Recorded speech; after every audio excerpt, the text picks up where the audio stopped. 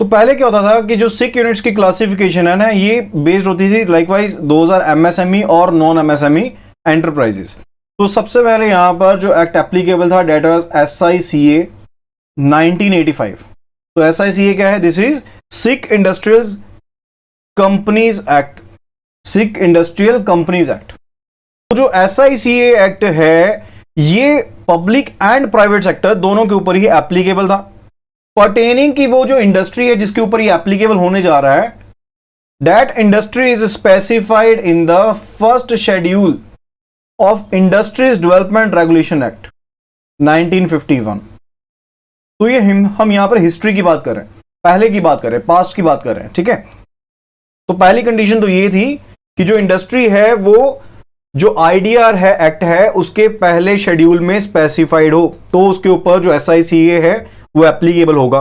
Further दूसरी चीज थी कि वो IDR के मुताबिक यानी कि industrial development and regulation act के मुताबिक जो यूनिट है that is not being the small scale industry, वो SSI नहीं है, ठीक है, वो SSI यूनिट नहीं है, ना ही कोई एंसिलरी यूनिट है, ना ही वो SSI यूनिट है, ना ही कोई वो एंसिलरी यूनिट है IDR एक्ट के मुताबिक। ओके, एंड जो क्राइटेरिया यहां पर फॉलो होता था कि कितनी सिकनेस है एक एंटिटी में, यहां पर उसके रिगार्डिंग, अगर हम सिकनेस क्राइटेरिया की बात कर रहे हैं यहां पर, तो उसके रिगार्डिंग क्या था कि जो एक्यूमुलेटेड लॉसेज हुए हैं कंपनी को, जो भी एक्यूमुलेटेड लॉसेज हुए हैं कंपनी को, दैट आर ग्रेटर देन और equal to net worth of the company, वो कंपनी की नेटवर्थ के इक्वल है या फिर उससे ज्यादा है।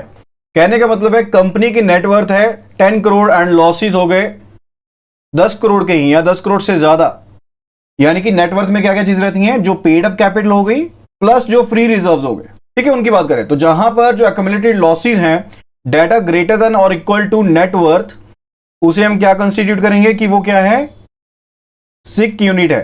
फर्दर कंपनी ने 5 साल कंप्लीट कर लिए, कंप्लीटेड 5 इयर्स, यानी कि जिस कंपनी को इनकॉर्पोरेट किया गया है कंपनीज एक्ट 1956 के अंडर, तो इनकॉर्पोरेशन के बाद उसने 5 साल कंप्लीट कर लिए हो।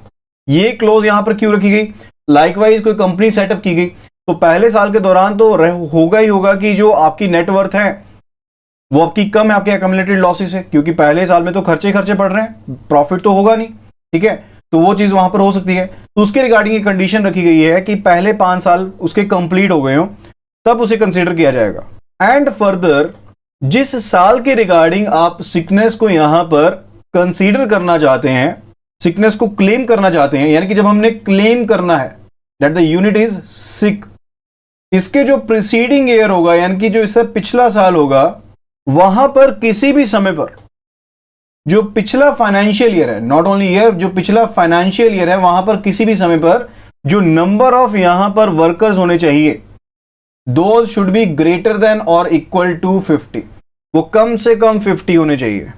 एंड फोर्थ वन कि जो यूनिट है उसके पास एक फैक्ट्री लाइसेंस होना चाहिए, ये यूनिट के पास एक फैक्ट्री लाइसेंस होना चाहिए। ओके, तो ये सभी कंडीशंस पूरी होंगी तो यहां पर यूनिट को माना जाएगा कि वो सिक यूनिट है। तो ये सब कंडीशंस हैं यहां पर एज पर द SICA 1985। तो पहले क्या होता था, SICA एक्ट को यहां पर इनैक्ट किया गया था ताकि जो स्पेशल प्रोविजंस हैं वो यहां पर बनाई जा सके regarding the detection, timely detection of the sick unit, यानी कि जो सिक कंपनीज हैं, जो पोटेंशियली सिक कंपनीज हैं, उनको फाइंड आउट किया जा सके एंड उनके रिगार्डिंग जो स्पेशल प्रोविजंस हैं उनको टाइमली इनैक्ट किया जा सके। एंड फर्दर BIFR को यहां पर फॉर्म किया गया अंडर द SICA। BIFR क्या है? BIFR is board of industrial and financial reconstruction. BIFR को भी यहां पर फॉर्म किया गया था किसके अंडर?